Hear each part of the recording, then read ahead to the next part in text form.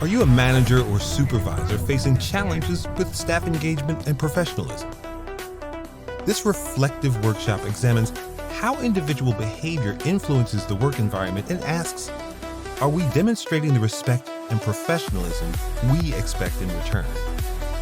What suit am I wearing today helps team members examine how their daily actions affect colleagues, students, and even their personal lives.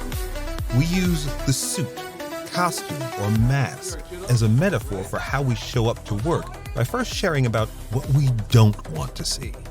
Then participants create a collage of ideas of who we want to be as school leaders and youth workers. Through honest dialogue and team-based activities, we build positive accountability plans and staff-led solutions to foster a healthier, more respectful workplace.